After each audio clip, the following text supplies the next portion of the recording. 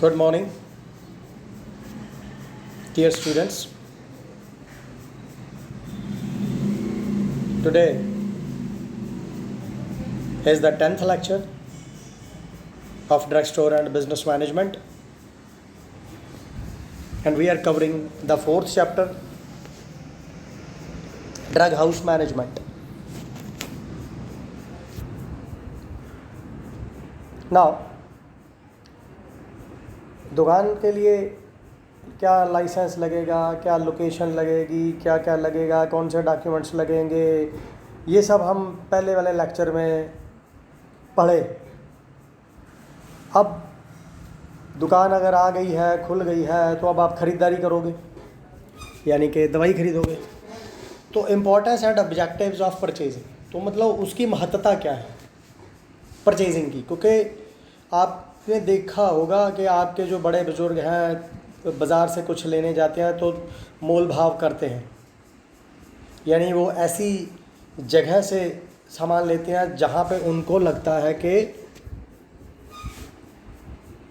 यहाँ से ख़रीदना फ़ायदेमंद है, यहाँ से ख़रीदा जा सकता है और ये अच्छा है।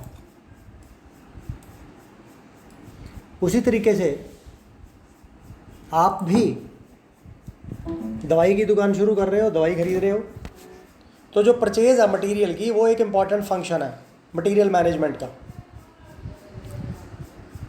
सो ए प्रॉपर परचेज़ होनी चाहिए, मर्चेंडाइज की कंट्रोल होना चाहिए, स्टॉक पे बिना मतलब के नहीं परचेज़ करना, और जितना चाहिए वो ज़रूर होना चाहिए। सो किसी भी बिज़नेस में जो परचेज़ है वो इम्पॉर्टेंट है, चाहे वो मैन्युफैक्चरिंग हो, वहाँ पे आप रॉ मटेरियल परचेज़ करोगे, चाहे वो होलसेल हो, यहाँ पे आप ज़्यादा मात्रा में दवाइयाँ परचेज़ करोगे, या फिर रिटेल हो जहाँ पे आप कम मात्रा में करते हो कंपैरेटिवली होलसेल के। ऑब्जेक्टिव्स ऑफ परचेजिंग जो है, it is not only to purchase the raw material at lowest price, यहाँ पे केवल आपको कम कीमत पे रॉ मटेरियल खरीदना नहीं है, but also to reduce the cost of final product. आपको अपनी जो कॉस्ट ऑफ प्रोडक्शन है वो भी कम करनी है। लेकिन यहाँ पे आप अगर आप दवाई की दुकान की बात करोगे तो आपको ऐसी जगह से दवाइयाँ खरीदनी है कि जहाँ से आपको महंगी ना मिले और आप अपनी दुकान को सुचारू ढंग से चला पाएँ और अपने खर्चे निकाल पाएँ और कमाई कर पाएँ। कुछ पॉइंट्स हैं जिनको आपने ध्यान में रखना है परचेजिंग को करते समय, जैसे कि राइट सोर्स, मतलब मटेरियल आपको कहाँ से परचेज़ करना चाहिए, वो डिपेंडेबल होना चाहिए, कैपेबल होना चाहिए, आपको अच्छी क्वालिटी राइट टाइम में राइट प्लेस पे प्रोवाइड करने वाला होना चाहिए। तो राइट क्वालिटी भी इम्पॉर्टेंट है। Before purchasing a material sample should be procured and it's quality determined. तो यहाँ पे आप सैंपल तो नहीं परचेज़ कर पाओगे दवाई की दुकान पे, तो आपको पता ही है कि भाई आपको कौन सी दवाई खरीदनी है, क्योंकि जब आपने इसकी पढ़ाई कर ली है तो फिर आपको ये भी पता होगा कि क्वालिटी में कौन सा अच्छा है और कौन अच्छा नहीं है। फिर क्वांटिटी, ये आप लिख लोगे कि आपको कितनी चाहिए, उस हिसाब से आप परचेज़ करोगे। तो right source, right quality, right quantity, ये सब बातें आपको ध्यान में रखनी है जब आप परचेजिंग करते हो। आप डिस्काउंट का ध्यान रखोगे कि आपको डिस्काउंट कहाँ से अच्छा मिल रहा है, और क्वांटिटी में कमी ना हो, ये भी आप ध्यान में रखोगे। Right time, right time purchase का मतलब आप किस समय जाओ ताकि आपको कम समय में सामान मिल जाए, क्योंकि यहाँ पे लिखा है द लीड टाइम टेकन, मतलब कहने का मतलब आपने ऑर्डर लिखा और फिर आपने ऑर्डर भेजा और आप तक सामान आने में जो समय लगा, that is the lead time.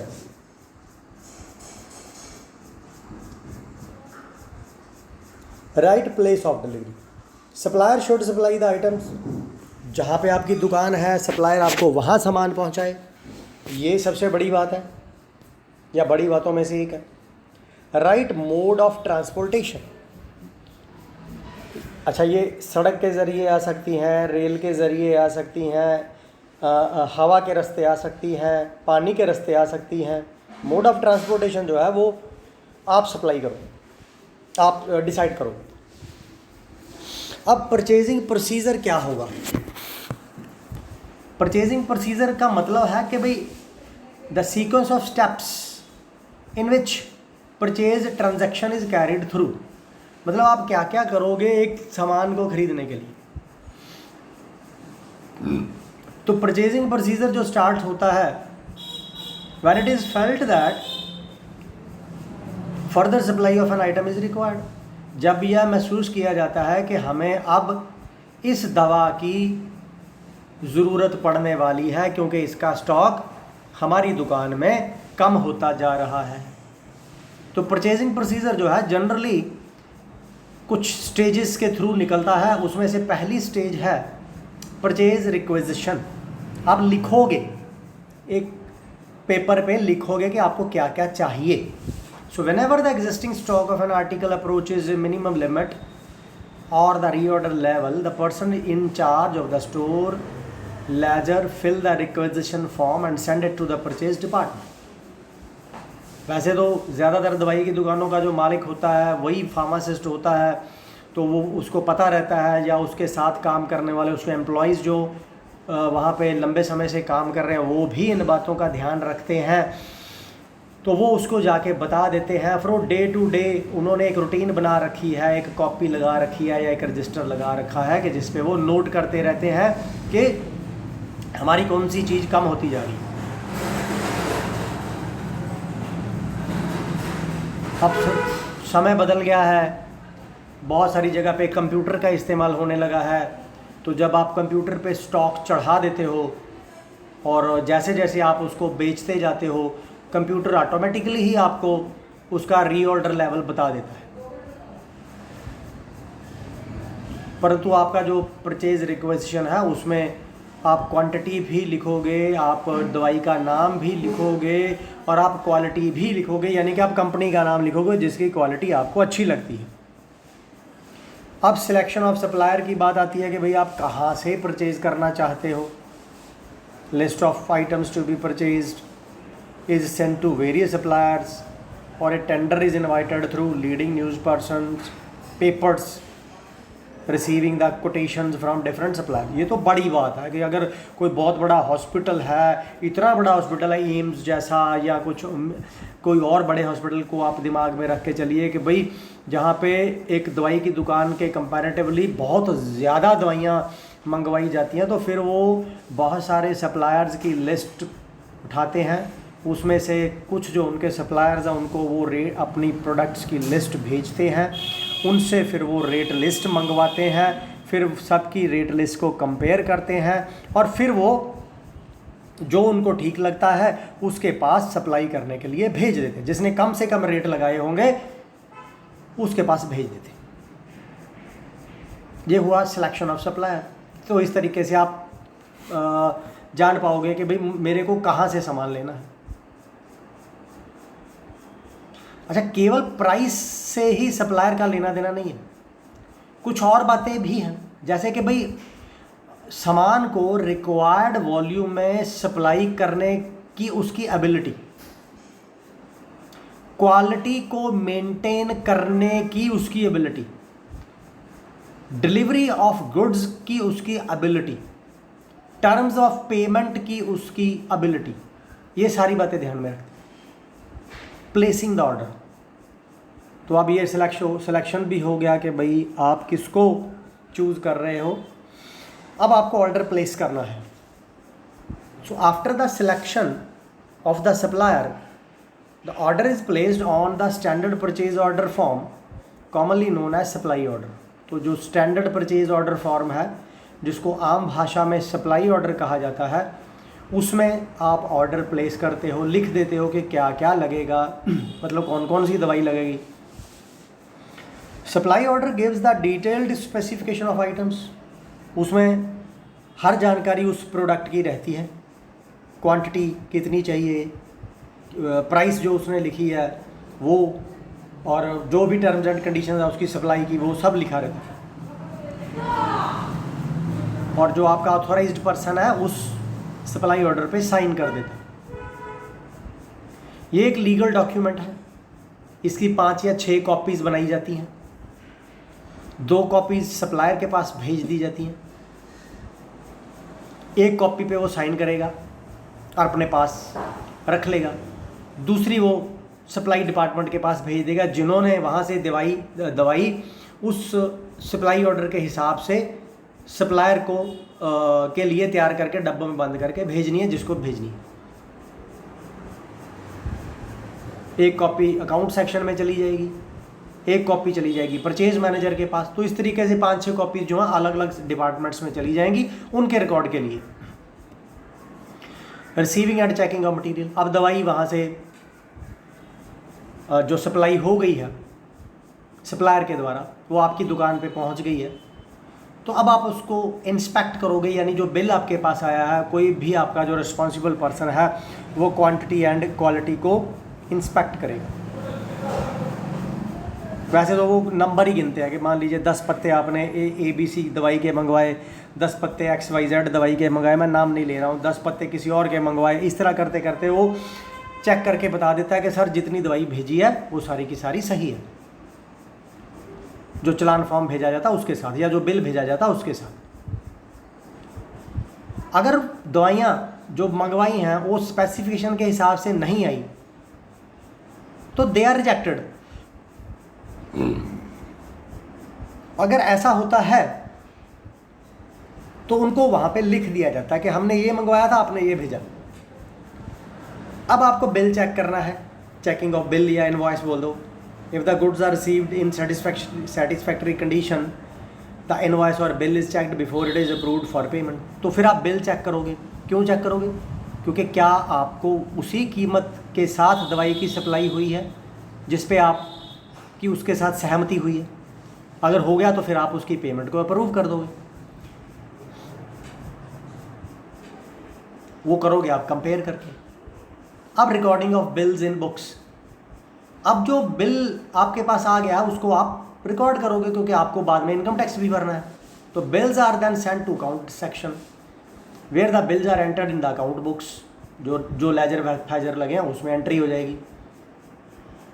जो डैमेज हो चुका मटेरियल उसकी रिसिप्ट, जो ज़्यादा आ गया, जो शॉर्ट सप्लाई हुई है, जो इन्फीरियर क्वालिटी की सप्लाई हुई है, if any it is reported to concern authority for further necessary action. तो अगर ऐसा हो गया तो फिर फर्दर एक्शन के लिए कि आप क्या करना है कि सामान घटिया आया, सामान ज़्यादा आया, सामान कम आया, सामान उस क्वालिटी का नहीं आया जिसका हमने मांगा था, तो फिर इसके लिए भी उन्होंने पहले से ही स्टेप्स बना के रखे होते हैं। तो फिर वो उस व्यक्ति के पास जाता है जो उस काम के लिए रखा हुआ।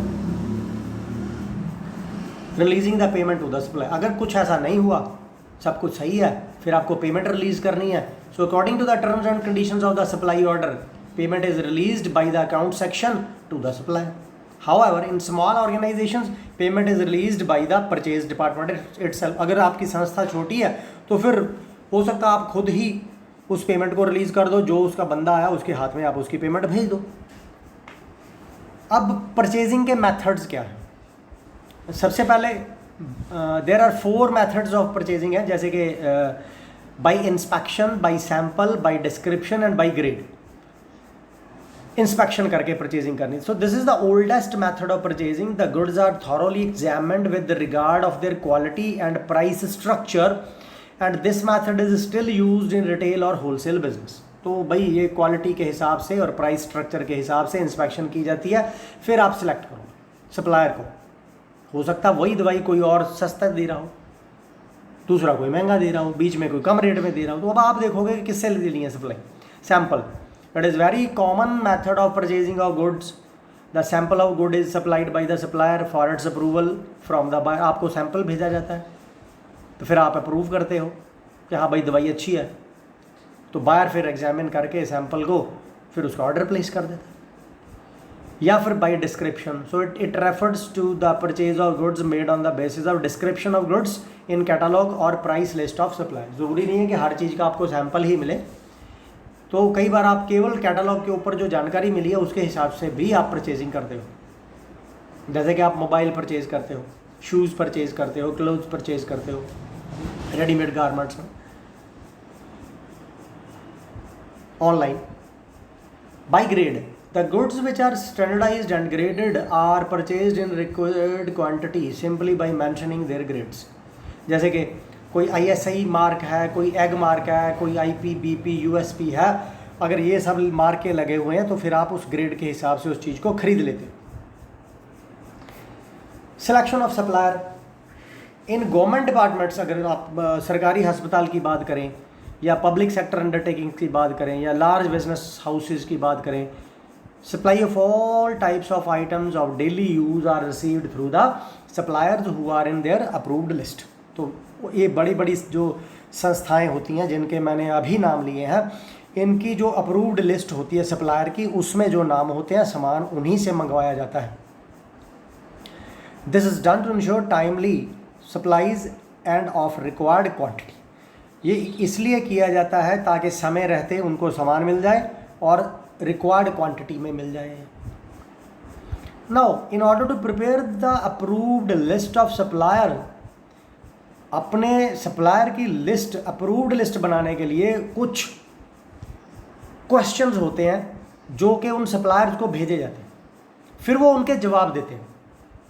अब उसके ऊपर फिर आपका जो बोर्ड है या आपके जो मेंबर्स हैं वो डिसाइड करते हैं कि भाई हाँ ये बंदा सही है, इसको सिलेक्ट करना। तो कुछ पॉइंट्स हैं which are generally taken into consideration जब आप अप्रूव्ड लिस्ट ऑफ सप्लायर बनाते हो। सबसे पहले रेपुटेशन क्या है उसकी मार्केट में सप्लायर की, उसकी फाइनेंशियल कंडीशन कैसी है, उसकी मैन्युफैक्चरिंग कैपेबिलिटीज़ कैसी हैं,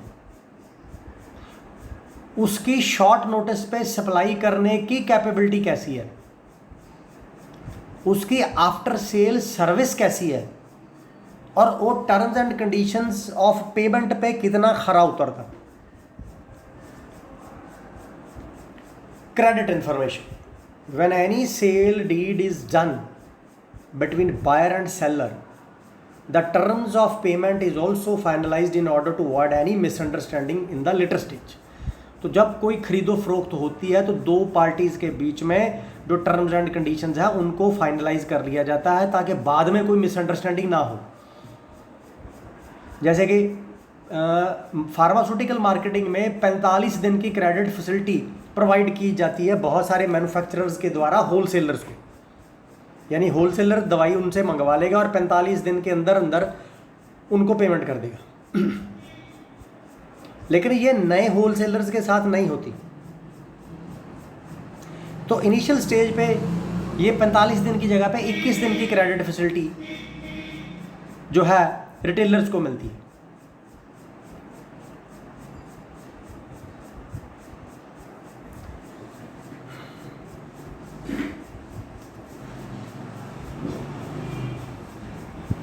अब जैसे रिटेलर है उसको 21 दिन का समय मिल गया, 21 दिन के अंदर अंदर वो पेमेंट कर देगा। तो वो 21 दिन का टाइम जो है उसमें वो या तो वो पैसे अरेंज कर लेगा या फिर एक तरीके से उसकी एक फाइनेंशियल मदद है ये कि यार तू अपना बिजनेस चला ले भाई, 21 दिन में तू और कमाई कर ले। इसी तरीके से होलसेलर के पास 45 दिन का टाइम। लेकिन ऐसा होता है कि जब आप क्रेडिट पे सामान लेते हो, उधारी पे सामान लेते हो, तो उसके कुछ रिस्क्स होते हैं। मान लीजिए कि कोई होलसेलर है जिसको 45 दिन का क्रेडिट अप्रूव कर दिया है, लेकिन वो एक तरीके से बैड डेबिट हो गया अगर वो भाग गया। इसी तरीके से 21 दिन के बाद अगर कोई रिटेलर भाग गया तो वो एक बैड डेबिट बन जाता है, या डीलेड पेमेंट्स होने लगती हैं। तो फिर वो मैन्युफैक्चरर को अगर वो 45 दिन का क्रेडिट फैसिलिटी दे रहा है होलसेलर को, और होलसेलर को अगर वो 21 दिन की फैसिलिटी दे रहा है रिटेलर को, तो वो डीलेड पेमेंट्स की वजह से उनका नुकसान होने लगता है। So in order to avoid such problems, many business organizations have a credit department which investigates the credit worthiness of each prospective customer। तो उन्होंने बड़े जो घर हैं इस बिजनेस के, उन्होंने अपना क्रेडिट डिपार्टमेंट ही अलग से बना रखा है जिसके लोग इस बात को इन्वेस्टिगेट करते हैं कि क्या ये बंदा होलसेलर जो है इस लायक है कि उसको क्रेडिट पे सामान दिया जाए। तो अभी जो मैं आगे बोलने वाला हूँ वो वाली इन्फॉर्मेशन जो है प्राप्त करनी पड़ती है before selling the goods on credit. उधारी पे सामान बेचने से पहले। एक तो कैरेक्टर ऑफ द बायर, कि वो बंदा ऑनेस्ट है क्या, ट्रस्टवर्दी है, भरोसे के लायक है, उसकी रेपुटेशन अच्छी है। फाइनेंशियल पोजीशन की बात करें तो क्या वो बाज़ार में उसने लोगों को पैसा देना है, या कि ऐसा नहीं है, उसकी फाइनेंशियल कंडीशन अच्छी है। दूसरा कि भाई उसके असेट्स एंड लायबिलिटीज़ क्या है, यानी कि उसके पास जायदाद कितनी है और उसने पैसा मार्केट में कितना देना है। अब ये जो इन्फॉर्मेशन है, it can be obtained by going through the financial statements of the firm, bank references and salesman की रिपोर्ट के हिसाब से बात करने के बाद बैंक से जानकारी मिल जाएगी, उसकी स्टेटमेंट से पता चल जाएगा, उसके सेल्समैन से पता चल जाएगा कि ये बंदा कैसा है। अब एक वर्ड आ रहा है टेंडर, नाम आप सबने सुन रखा होगा। So in order to avoid favouritism during purchasing of goods from the market in government departments, public undertakings and private sector undertakings, the tenders are invited from the approved suppliers. तो भाई किसी अपने बंदे को टेंडर ना चला जाए, किसी विशेष बंदे को टेंडर ना चला जाए, इस चीज़ से बचने के लिए ये बड़ी बड़ी संस्थाएं जो होती हैं बहुत ज़्यादा लोगों से टेंडर मंगवाती हैं। तो टेंडर है क्या? एक रिटन ऑफर है टू डू वर्क और to provide a material at a given price within a prescribed period under specified conditions. कुछ हालातों के अंदर रहते हुए एक समय निधि के भीतर एक सामान या एक सामान की जो लिस्ट है उसको प्रोवाइड करना एक कीमत पे, दैट इज़ कॉल्ड टेंडर। तो बहुत से लोग अपनी तरफ से हर उस लिस्ट के अनुसार अपना रेट लिख के भेजेंगे, फिर जो उनको ठीक लगे उसको सिलेक्ट कर ले। कितनी तरह के टेंडर्स हैं जो कि होते हैं। जो सबसे पहले आया है वो है ओपन टेंडर्स।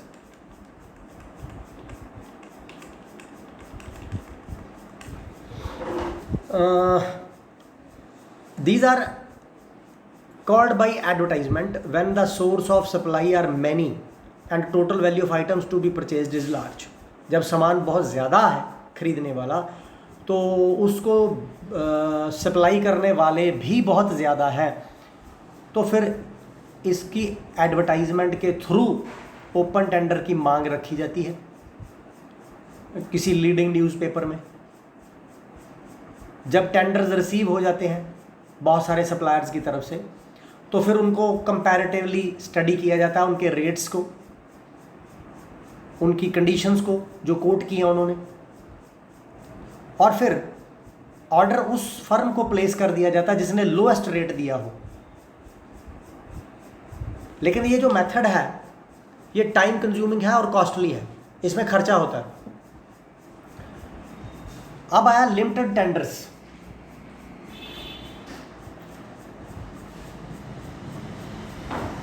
यहाँ पे मॉडरेट अमाउंट है, बहुत ज़्यादा परचेजिंग आपको नहीं करनी है। यहाँ पे टेंडर्स उन्हीं से इनवाइट किए जाते हैं which are on the approved list, which are in the approved list of suppliers. और मेन एडवांटेज इसकी ये है कि भाई सप्लायर जो है वो वेल कन्वर्जेंट है with items to be supplied, यानी कि वो उन सप्लाई को अच्छे से दे सकता है, उसको पता है। और इस लिमिटेड टेंडर्स वाली स्थिति में जो सप्लायर होते हैं वो रियलिस्टिक कोटेशंस भेजते हैं क्योंकि वो उसके रेगुलर सप्लायर हैं। और यहाँ पे there are less chances of any error, गलती के लिए कोई स्थान है ही नहीं है, ये गलती होती ही नहीं है, कोई चांस नहीं है आइटम्स की सप्लाई में। रिक्वायर्ड स्पेसिफिकेशन में वो सामान भेज देते हैं। और इवन के यहाँ पे जो रिडक्शन इन प्राइस है उसके चांसेस हैं यहाँ पे। एक होता सिंगल टेंडर, जब प्रोप्राइटरी मेडिसिन परचेज करनी रहती हैं, जैसे मान लीजिए च्यवनप्राश है, तो च्यवनप्राश तो आप फिर उसी से खरीदोगे जो च्यवनप्राश बनाता है। अब सारी दुनिया तो च्यवनप्राश बनाती नहीं, तो शॉर्ट पीरियड में विद इन जो टेंडर है वो उसी को भेजा जाता है जो उसका सप्लायर है। मैंने उदाहरण दी थी, कितने होंगे सप्लायर च्यवनप्राश के, तो इस तरह से बहुत कम लोग हो गए और गिनती में कम हो गई। तो ऐसे सिंगल टेंडर चला गया, वो ऑलरेडी उससे उसको जानते हैं तो उसी को भेज देते हैं, उसी से सामान मंगवा लेते हैं प्रोप्राइटरी मेडिसिन अगर चाहिए तो। एक हुआ oral tender, in case the supplies are of minor character and are urgently required, तो फिर एक पर्सन या कमेटी बना दी परचेज की और मार्केट से उठा लिया सामान। After collecting the information regarding the price charged and quality of the product to be supplied from 3 to 4 suppliers, the items are purchased from the supplier which has quoted the minimum price of sale। Market में किसी को भेजा, बात की, rate लिए और फिर जिसकी रेट उनको ठीक लगे उससे सामान ले लिए। अब पांचवा है ग्लोबल टेंडर, यानी भाई पूरी दुनिया खुली है आपके बिजनेस के लिए, तो फिर पूरी दुनिया में जो उसका सप्लायर है उस सामान का उस तक टेंडर पहुंचेगा। तो these are the large contracts, there are the suppliers in foreign countries. So these are invited, the tenders are invited from various suppliers, various firms which deals in those things which are required to be purchased. अब notice containing following information is issued to call the tender। तो यहाँ global tender मंगवाने के लिए अभी जो बातें हम आगे डिस्कस करने वाले हैं वो है name and detailed specification of material to be purchase. क्या परचेज करना है और उसकी स्पेसिफिकेशन क्या है। In it the drawing of material और particular make should be mention, even उसमें उसकी तस्वीर और उस का पर्टिकुलर मेक, यानी कि मेरे को तो सैमसंग का ही चाहिए, मेरे को तो एलजी का ही चाहिए, कि कौन सी कंपनी का चाहिए, मेक तक मेंशन्ड है। क्वांटिटी टू बी परचेज, कितना खरीदना है, पीरियड ऑफ डिलीवरी, कब तक आपको चाहिए, कितना पैसा पहले डिपॉजिट करना पड़ेगा और टर्म्स एंड कंडीशंस क्या है, and date time and place for receiving and opening of tender, कब, किस समय और कहां इस ग्लोबल टेंडर को खोला जाएगा। ये जो टेंडर्स होते हैं जब उन सप्लायर्स तक पहुंचते हैं तो वो before the due date sealed लिफाफों में डाल के, उन आजकल तो ईमेल का ज़माना, उसके ऊपर टेंडर लिखा रहेगा, भेजा जाता है कोटेशंस के रूप में, रेट लिस्ट के रूप में। After opening the tender on due date and time in presence of representatives of the supplier, और उनके सप्लायर्स के रिप्रेजेंटेटिव के सामने जो परचेज ऑफिसर है, write on each tender the serial number of tender, total number of tenders received and number of pages in it, ये सब कुछ लिख देता है कि किसने कितनी लंबी लिस्ट भेजी है वगैरह वगैरह, सारी जानकारी। कोई ओवर राइटिंग है कोई, तो उसके लिए अगर अटेस्टेशन की ज़रूरत है तो उनके रिप्रेजेंटेटिव से साइन ले लिए जाते हैं ताकि बाद में कोई डिस्प्यूट ना हो। अब एक कंपैरेटिव स्टेटमेंट बनाई जाती है सबके टेंडर्स को सामने रख के। Generally order is placed with the firm which has coated the lowest rate, होता वही है जिसने कम से कम रेट दी है उसी को ऑर्डर मिलता है। Factors like sample satisfaction, make, guarantee period, period of supply, other expenses like freight यानी कि चुंगी, sale tax, packaging and forwarding charges वगैरह वगैरह वगैरह, इन सब को ध्यान में रखा जाता है। फिर बाद में एक बंदे को वो मौका दिया जाता है कि हाँ भाई तू सप्लाई दे दे। अब बात आ गई कॉन्ट्रैक्ट की। It is also called purchase order और सप्लाई ऑर्डर, यानी after the selection of the supplier, अब सिलेक्शन हो गई है कि आपको इसी बंदे से सामान खरीदना है, एक म्यूचुअल एग्रीमेंट जो है is done between supplier and buyer, उनके बीच में एक एग्रीमेंट होता है, इसे बोला जाता है कॉन्ट्रैक्ट। बायर जो है खरीदने वाला प्लेस और places an order with the supplier to buy specific products from the supplier, तो उसको ऑर्डर करता है कि मेरे को तेरे से ये सामान चाहिए। तो ये जो कॉन्ट्रैक्ट है, it serves as the basis for legal obligation to supply और accept a specific product to various items and conditions stated in it. ठीक है, ये कॉन्ट्रैक्ट काम में आएगा हर बार उनकी डीलिंग को बीच में लेके। सो जब एक ऑर्डर ड्राफ्ट करते हो सप्लाई करने के लिए गुड्स का, so care should be taken that no ambiguity should be left, कहीं कोई कमी ना रह जाए, otherwise it will create legal problems. तो फिर आपके बीच में कानून आ जाएगा, आपके जो रिश्ते हैं वो ख़राब हो जाएंगे। तो कुछ पर्टिकुलर्स हैं जो कि मेंशन्ड होते हैं कॉन्ट्रैक्ट में मोस्टली, वो है सप्लायर का नाम और उसका एड्रेस। जब आप ऑर्डर करोगे तो आपका ऑर्डर नंबर, किस डेट को ऑर्डर किया उसका reference number, detailed specification items की, इसकी क्वांटिटी कितनी चाहिए, उसका रेट, उसकी अमाउंट कितनी चाहिए, mode and date of delivery क्या होगा, पैकेजिंग एंड फॉरवर्डिंग इंस्ट्रक्शंस क्या होंगी, मोड ऑफ पेमेंट क्या होगा, और सिग्नेचर ऑफिशियल ऑथोराइज्ड के जो ऑर्डर को प्लेस करेगा। अब बात आती है स्टोरेज की। The medicines which are purchased from the market are stored in drug stores to provide a uniform supply of drugs to the patient. दवाइयाँ मार्केट से खरीदी जाती हैं और ड्रग स्टोर में रखी जाती हैं ताकि पेशेंट्स को यूनिफॉर्मली सप्लाई मिलती रहे। The medicines are stocked in containers such as drums, boxes, flexible racks, shelves. हर दुकान में आपको अलग अलग तरीके से दवाइयाँ रखी हुई मिल सकती हैं। So it must be ensured that the medicines which are stored in a drug store remain preserved during their storage। बस इस चीज़ का ध्यान रखा जाए कि जो भी दवाइयाँ मेडिकल स्टोर में पड़ी हुई हैं वो प्रिजर्व्ड रहें, वो ख़राब ना हो, उनको नुकसान ना पहुँचे। There should not be any damage। High temperature की वजह से, सनलाइट की वजह से, even if they are required to be stored in a refrigerator, there should be an refrigerator।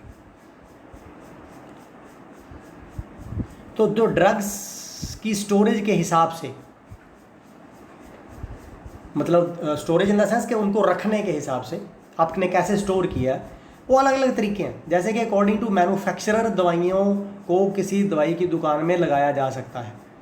The drugs are arranged in a drug store manufacturer wise, जैसे कि Glaxo India, मैंने उदाहरण दे दी कि ग्लैक्सो कंपनी की दवाइयाँ एक ही जगह पे जाएगी, एक ही कपबोर्ड में जाएगी। दूसरा आया फार्माकोलॉजिकल एक्शन के हिसाब से, medicines are divided according to pharmacological action.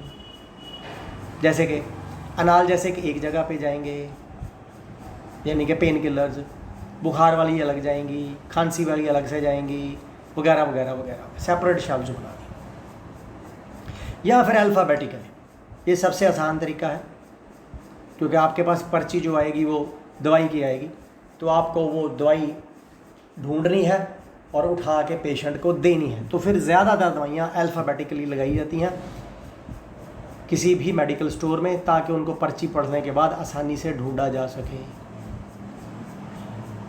अब ये वर्ड है codification of various items of drug store. ये ज़्यादातर मेडिकल शॉप्स में नहीं होता, जो बड़े हॉस्पिटल्स हैं उनकी जो फार्मेसीज होती हैं वहाँ पे शायद होता है सब। कोडिफिकेशन जो है, it is the process of assigning of code symbol और a number to a particular material for easy identification. तो उन्होंने उनके लिए कोड रख दिए हैं ताकि आसानी से उसको ढूंढा जा सके, लेकिन वो कोड लिखने वाला डॉक्टर उसी हॉस्पिटल का होगा जिसमें ये वाली कोडिफिकेशन चलती है।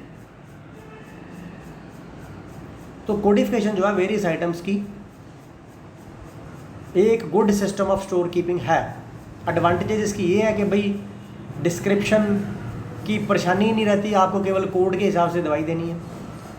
लेंथ ऑफ डिस्क्रिप्शन भी कम हो गई है क्योंकि कोड, दवाई का नाम तो बहुत लंबा होगा, लेकिन जो लेंथ है कोड में वो नंबर 1, 2, 1 हो सकती है, 2 हो सकती है, या 3 बहुत छोटी हो जाएगी। सीक्रेसी भी मेंटेन रहती है, आपको पता ही नहीं है कि उस कोड में क्या है। इसको इजीली आइडेंटिफाई किया जा सकता है। जैसे कि उदाहरण के तौर पे एसिटाइल सैलिसिलिक एसिड की जो टैबलेट है इसको एस्प्रिन टैबलेट कहा जाता है। अब मेथड्स क्या है कोडिफिकेशन के? एक तो आया अल्फ़ाबेटिकल मेथड, दूसरा निमोनिक मेथड और तीसरा न्यूमेरिकल मेथड। अल्फ़ाबेटिकल में ये हुआ कि भाई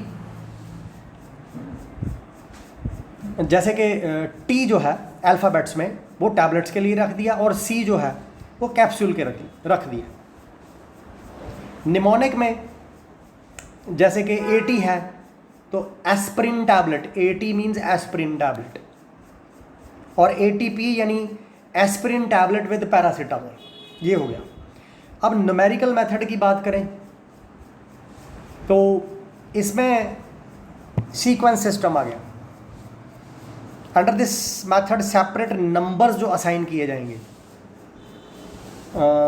तो न्यूमेरिकल मेथड में डेसिमल सिस्टम आ गया और ब्लॉक सिस्टम आ गया। ये थोड़ा सा शायद किसी को इंटरेस्टिंग ना लगे, लेकिन क्योंकि ये सिलेबस की बात है तो डिस्कस तो करना ही है। तो जैसे डेसिमल सिस्टम है, इसमें आप उदाहरण देखिए, 16.1 है कोड, 16.11 है, 16.111 है। जो 16.1 है वो एनाल्जेन के लिए है, जो 16.11 है वो डिस्प्रिन के लिए है, और जो 16.111 है वो पैरासीटामोल के लिए। अब मेन एडवांटेज इस सिस्टम की है इसकी capacity to expand, to accommodate new items. नई आइटम्स के लिए अलग अलग कोड, इसको आप जितना मर्जी एक्सपैंड कर लो। ब्लॉक सिस्टम जैसे कि 101 से 103 नंबर है बहुत सारी टैबलेट्स को, और 301 से लेके 500 तक बहुत सारे कैप्सूल्स को, यानी 101 से 300 तक केवल टैबलेट्स होंगी और 301 से 500 तक केवल कैप्सूल होंगी। अब आया कम्बिनेशन मेथड, जैसे कि कोड है 80-300, यानी कि एस्प्रिन टैबलेट 300 मिलीग्राम की और 80-301 एस्प्रिन टैबलेट 600 मिलीग्राम की। ये कोड है, इसमें कोई वो फॉर्मूला नहीं है, उनके अपने बनाए हुए हैं।